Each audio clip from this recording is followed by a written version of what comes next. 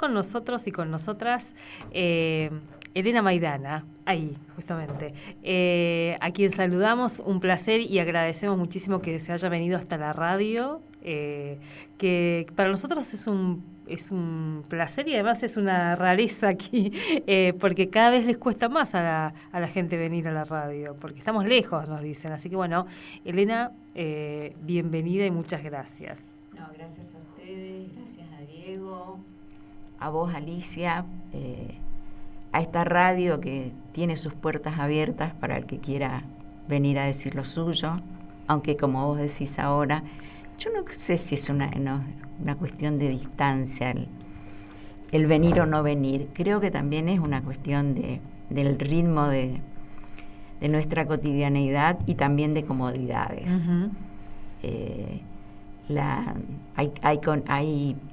Hay otras posibilidades de conexión con la radio que facilitan, vuelven más accesible para el que de algún modo quiere participar, pero que al mismo tiempo, bueno, quita algo de esa magia para los que alguna vez yo hice radio en algún momento, esa magia que pasa por hablar frente a un micrófono. Es como tirar un mensaje, una botella al mar. Uh-huh. Tirás una botella al mar y no sabes quién va a recoger, cómo lo va a hacer, y cómo esas palabras que vos estás diciendo frente a un micrófono se transforman en comunicación, en puente, en nexo. Bueno, de algún modo el venir acá me permite recuperar algo de eso. Eso no quiere decir que voy a venir siempre, pero bueno, de vez en cuando me voy a dar una vuelta. Genial. Por esta emisora con la cual tuve algo que ver para que esté acá. Y además que estamos cumpliendo 30 años. Tal cual. Elena, y esta semana estamos en el programa, tanto la mañana como la tarde también, en los distintos programas, hablando un poco de les trabajadores, a propósito de lo que quedó de esa celebración, conmemoración del 1 de mayo, y fuimos como asomándonos a distintas realidades. Así que estaría bueno... Hoy vos nos traes a hablar sí, del trabajo, ¿no? Sí, pensaba, es decir, reflexiones en torno al trabajo, reflexiones que las vine de algún modo desplegando en diferentes instancias. Una más vinculada a la militancia feminista, que me ha llevado a pensar con las compañeras sobre el sentido del trabajo en nuestras vidas, el lugar del trabajo en nuestras vidas. Y otra que tiene que ver, otra faceta sería el trabajo hoy signado por las nuevas tecnologías, esa productividad tan particular que está conectada con las nuevas tecnologías. Bueno, en relación a la primera cuestión, hay algo en lo que diferentes autores me han ayudado a pensar, la lectura de diferentes textos me ha ayudado a pensar, autores y autoras, porque yo creo que para poder pensar esto, el movimiento feminista, las luchas feministas nos han llevado uh-huh. a problematizar. Y entonces, hoy me queda más claro, a partir del análisis y del autoanálisis de mis propias prácticas laborales y de las prácticas laborales de las mujeres, del trabajo que hacemos dentro y fuera de la casa, me queda más clara cómo funciona la economía política del capitalismo. Ese modo de producción que es heterogéneo, contradictorio, y que está sustentado tanto en un trabajo pago, asalariado, un trabajo que es reconocido socialmente, que es institucionalizado, reconocido jurídicamente, hay leyes que amparan a los trabajadores asalariados, hay una lucha sindical, obrera, que reconoce, que ha ido reconociendo derechos para los trabajadores asalariados, pero junto a ese trabajo socialmente valorado, porque es el trabajo productivo, están otros modos de producción, como el trabajo gratuito o subpago de mujeres, esclavos, colonizados, racializados, sin los cuales el capitalismo no hubiera sido posible ni sería posible. Es decir, tanto el trabajo gratuito como el trabajo subpago, o el trabajo gratuito, subpago, como el trabajo remunerado, son trabajos, diríamos con términos de Marx, socialmente necesarios. No solo el trabajo asalariado es socialmente necesario, sino que estas otras formas, estos otros modos de producción también lo son socialmente necesarios. Porque el trabajo de las mujeres, ese trabajo doméstico que se despliega en el ámbito doméstico, privado, íntimo, es clave y es estratégico e indispensable para el sostenimiento emocional y físico de la fuerza de trabajo. Porque si hay algo en lo que el capitalismo nos transformó es en fuerza de trabajo. Bueno, para el sostén de la fuerza de trabajo, el trabajo de las mujeres es indispensable. O sea, es la condición, una de las condiciones ignoradas, negadas, pero indispensables del modo de producción capitalista. Para eso, es decir, uno también puede analizar en la historia cómo el patriarcado le sirvió en bandejas al capitalismo. Cuerpos dóciles y sujetos que son también sojuzgados. O sea, el capitalismo, como el patriarcado como célula inicial, como célula fundante de todo tipo de dominación, le sirvió eso al capitalismo. O sea, le brindó cuerpos dóciles, mujeres sojuzgadas. A eso el capitalismo añadió, en su emergencia histórica, añadió persecuciones, estigmatizaciones e incluso asesinatos de mujeres. El ejemplo más claro es la caza de brujas. O sea, nos expropiaron históricamente de saberes, porque de algún modo la educación, la medicina estaba en manos de las mujeres, fundamentalmente. Fuimos expropiadas de esos saberes, estigmatizadas, devenidas es decir, reforzado ese lado negativo, ese lado satánico de lo femenino, transformadas en brujas. Entonces, de ese modo el capitalismo suma violencia a la violencia patriarcal para transformarnos en sujetos capaces de trabajar como bestias, supuestamente por amor. Elena, te escucho y me remito a las asambleas, porque a veces en nuestros espacios discutimos estas cuestiones, ¿no? Totalmente. Y a veces nos preguntan, bueno, ¿por dónde, qué hacen cuando se juntan sobre todo los que no participan de las asambleas? Bueno, es esta discusión. Hasta ahí estamos como alumbrando un poco las luchas también que venimos dando. Claro, aparte, a veces nos ha costado o nos cuesta comprender esa articulación entre el patriarcado y el capitalismo. ¿Por dónde viene? Sí. ¿Cómo se fue dando esa ligazón histórica que ejerció dominio sobre nuestros cuerpos?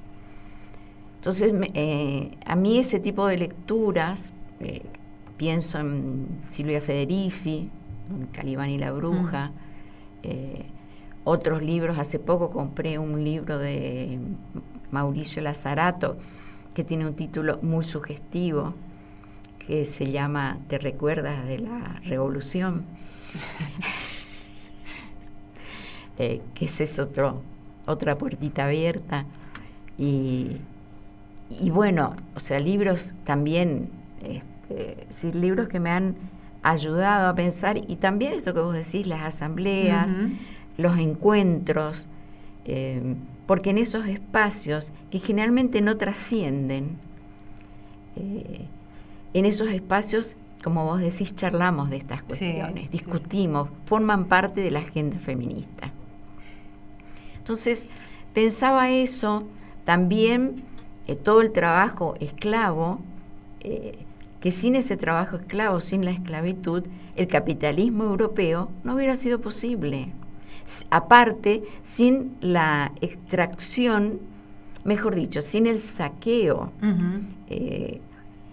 ese saqueo brutal, voraz, cruento de toda aquello que de recursos naturales, saqueo de la naturaleza, que devenía después en materia prima para la manufactura europea.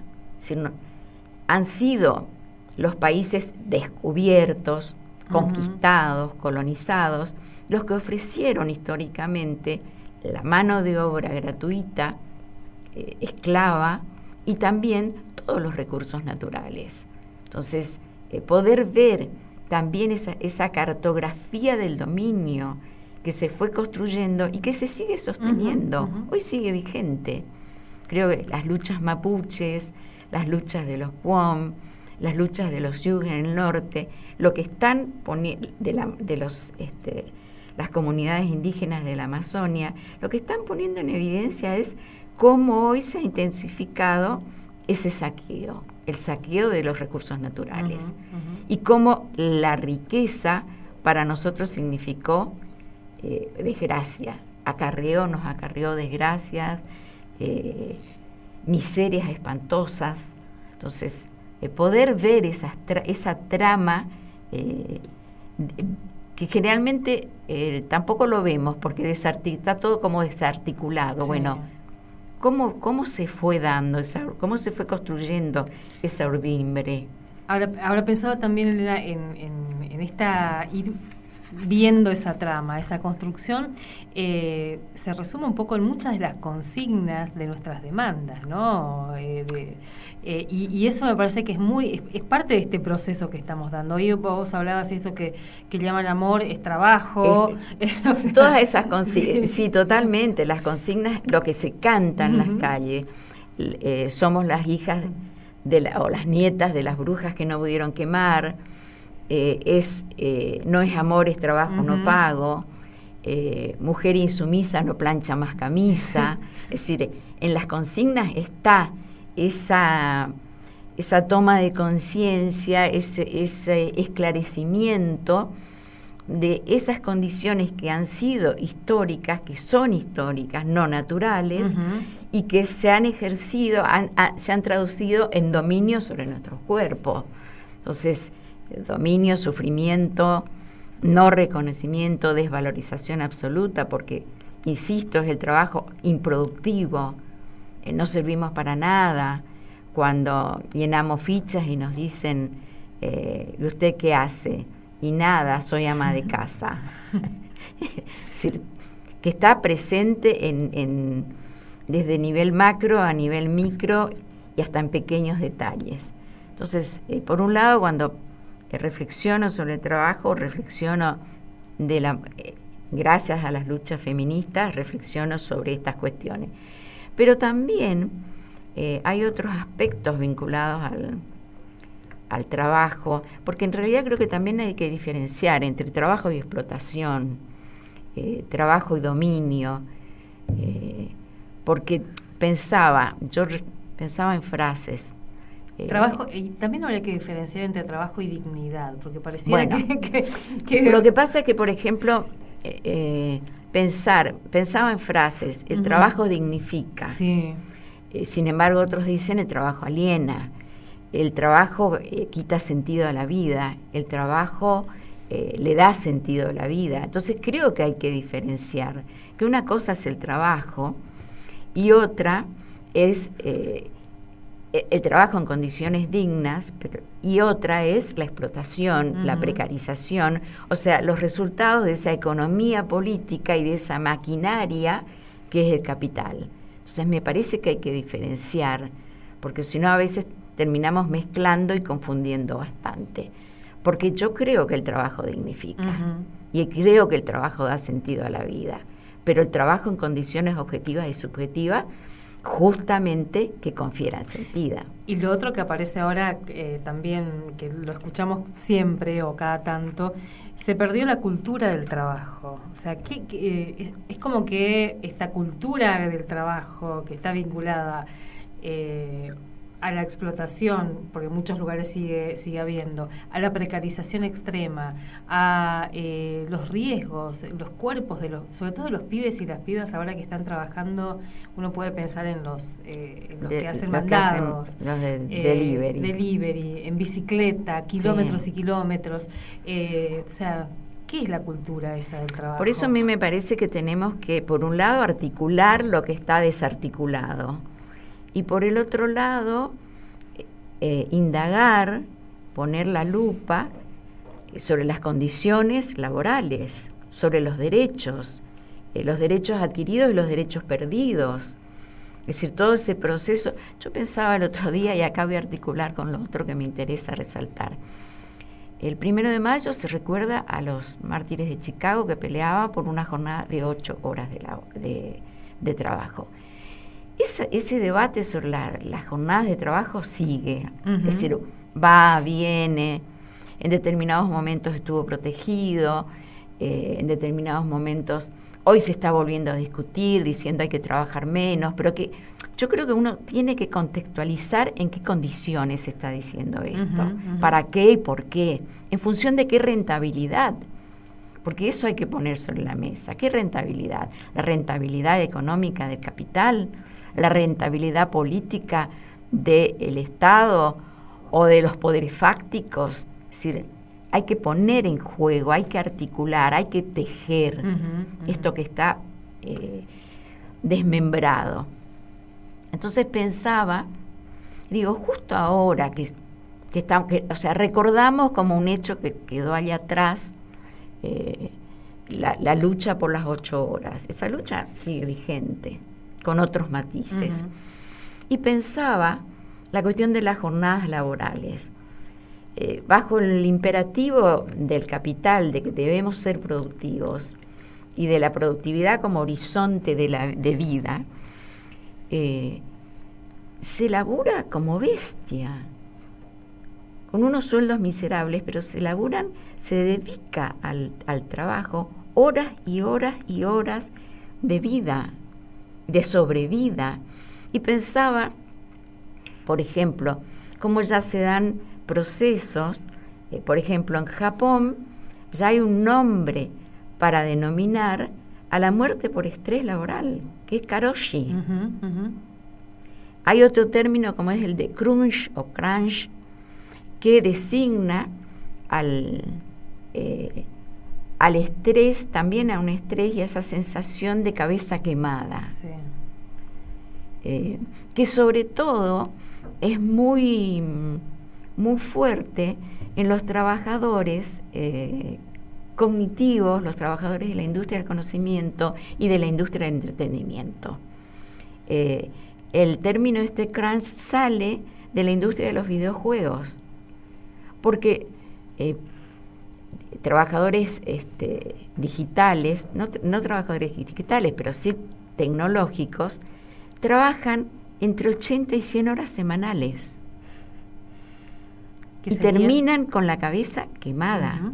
Son más de 12 horas de laburo creativo, de laburo frente a la máquina, o sea, laburo intelectual y laburo creativo frente a la máquina, sin fin de semana, sin desconectarse, o sea, es un continuum desesperante.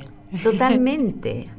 Entonces, aparte, en condiciones laborales menos que indignas. Porque, por ejemplo, me comentaba una trabajadora del sector. Dice, trabajar tantas horas nos quema la cabeza. Coinciden trabajadores, voy a leer estas reflexiones, en realidad comentarios. Coinciden trabajadores del sector de las industrias creativas y del entretenimiento. En el palo creativo todo se ha vuelto muy heavy.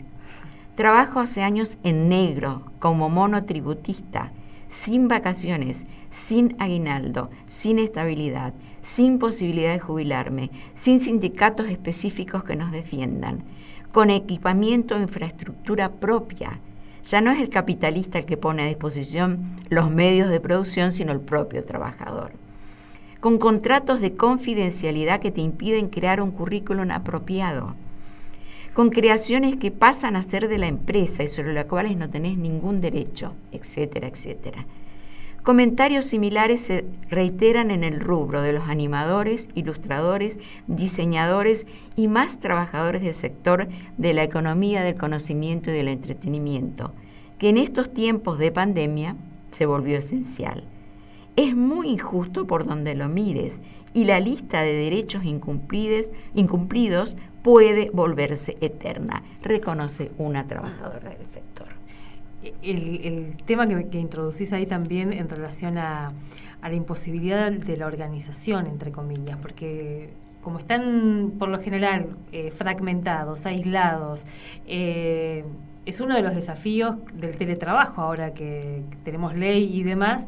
Bueno, pero ¿cómo accedemos a ese universo de trabajadores para poder también disputar esto, ¿no? Porque si no, lo que se viene es aún más trabajo y en peores condiciones. En peores condiciones y sin control. Sí, y sin control. Porque lo que también está en juego no es solo la voracidad del capital y de este capitalismo de dueños, como dice Segato, sino que lo que está también en juego es la complicidad de los estados. Porque los estados terminan jugando, lo han hecho siempre, porque la relación entre mercado y Estado es indisoluble.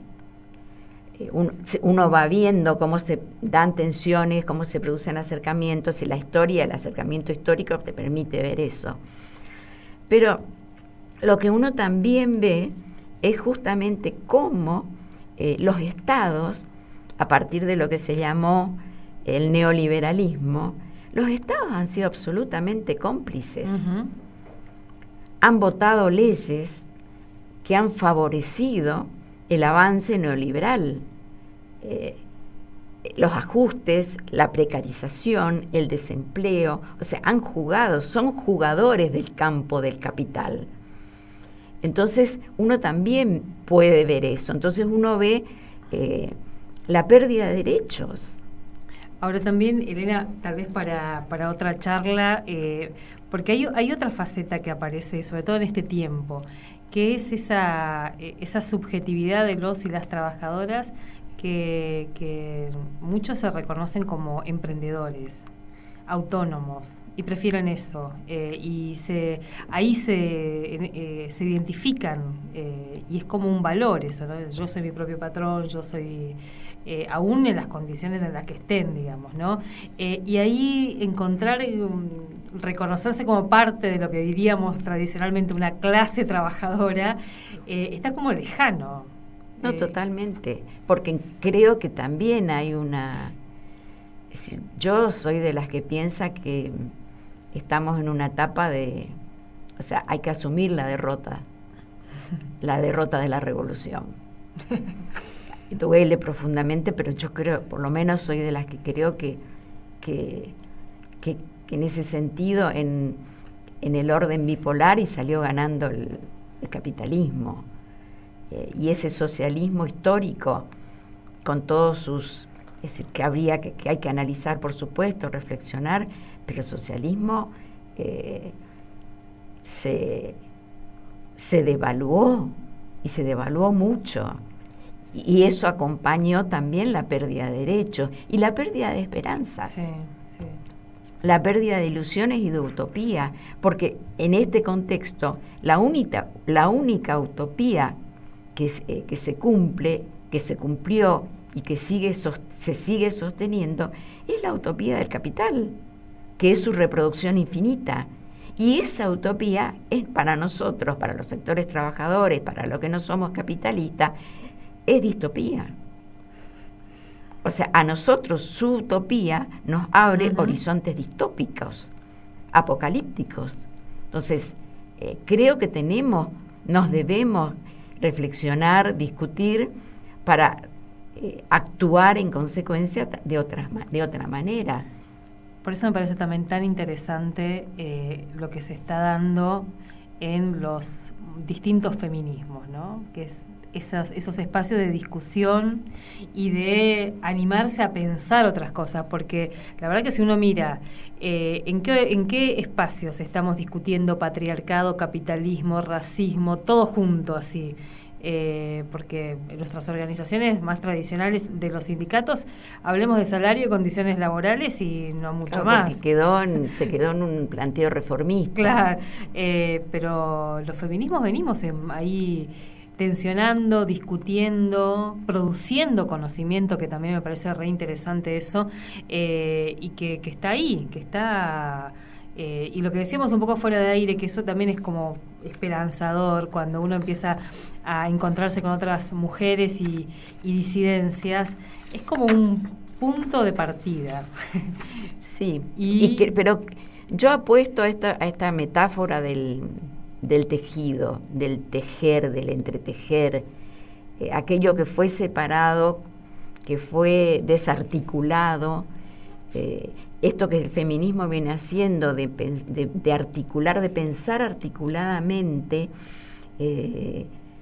injusticias que no están separadas, claro, que tienen puntos de conexión. Bueno, encontrar esos puntos de conexión con entre el feminismo, o sea, mejor dicho, el patriarcado, los machismos, los colonialismos, los racismos, y también, que creo que ahí también es fundamental esa articulación, que es la articulación, bueno, con la explotación laboral, pensando en términos de clases, no de clase, de clases de género, de raza, clase obrera.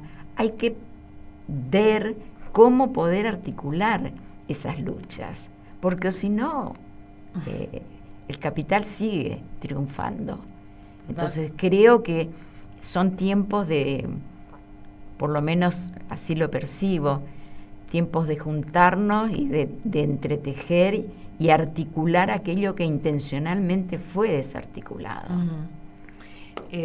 Como para cerrar, también pensaba, en este tiempo que es tan complejo, donde a veces necesitamos como más tiempo para pensar, pero el capitalismo nos ofrece más trabajo para distraer y más trabajo y más distracción. Sí. Entonces nuestros tiempos están ocupados y no tenemos tiempo. Uno diría, bueno, no tenemos tiempo para lo importante, porque nos perdemos con las urgencias. Entonces me parece que eso nos interpela. Yo un poco para ir cerrando, reitero que creo que lo que mata no es el trabajo en sí, lo que mata es la explotación, la pérdida de derechos, la complicidad estatal. Y frente a ello quiero aprovechar y recurro a una cita de Raquel Varela, que es una investigadora laboral de la Universidad de Lisboa, y ella dice: no podemos seguir premiando a los empresarios del mundo que ganan millones y consentir que los servicios públicos funcionen con salarios que no permitan soñar. Hay que devolver la esperanza a los centros de trabajo, hay que devolver la autonomía, la creatividad, la reducción del horario de trabajo, la progresión en la carrera. La gente tiene que trabajar feliz. El trabajo no debe ser una tortura. Gracias, Elena, por este tiempo para pensar, y nos quedamos con esa frase: el trabajo no tiene que ser tortura. Muchas gracias. Elena Maidana con nosotros y nosotras aquí en Otro Aire.